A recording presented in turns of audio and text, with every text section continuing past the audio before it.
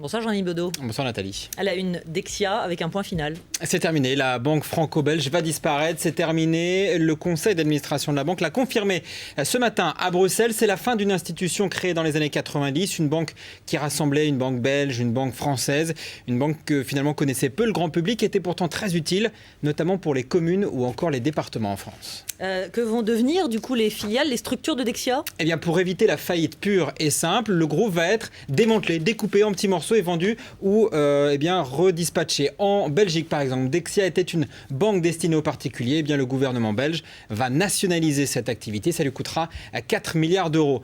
Dexia en France, c'était une partie de financement des collectivités. Ça va être racheté notamment par la Caisse des dépôts et la Banque postale. Environ 700 millions d'euros. Tous les détails ne sont pas réglés. Et puis, il y aura d'autres actifs comme l'activité internationale qui sera vendue notamment à un fonds du Qatar. Et ça paraît plutôt simple, comme ça sur le papier. Oui, c'est simple ce que je viens de dire parce qu'en fait le reste est très compliqué. On rappelle que si Dexia fait faillite, c'est que la banque a dans ses comptes des actifs toxiques, des produits invendables. Ces produits, ils vont être regroupés dans ce qu'on appelle une bad bank, une mauvaise banque, avec pour exemple de la dette grecque à l'intérieur. 90 milliards d'euros que la France et la Belgique vont garantir. Ça veut dire que c'est pas forcément de l'argent que la France va sortir, mais va dire voilà, cet argent, on peut le garantir. Ça laissera du temps pour vendre au fur et à mesure ces produits.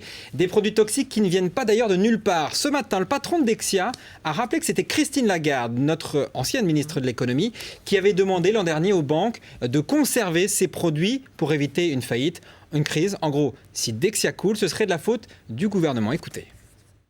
C'est aujourd'hui quelqu'un qui est à la tête du FMI qui a demandé explicitement ce type de mesure. Peut-être notre naïveté a-t-elle été d'être trop obéissant à l'égard de certaines recommandations gouvernementales. Donc on évite la faillite pour Dexia. L'impact sera relativement léger pour les particuliers, pour les Français qui pour l'instant n'auront pas énormément d'argent à sortir. En tout cas, on ne le saura pas tout de suite puisque ça va prendre du temps pour vendre ces actifs de cette bad bank. Et puis surtout, on rappelle, il n'y a pas de licenciement prévu, ce qui est quand même globalement une bonne nouvelle. Merci beaucoup Jean-Yves Baudot, à tout à l'heure.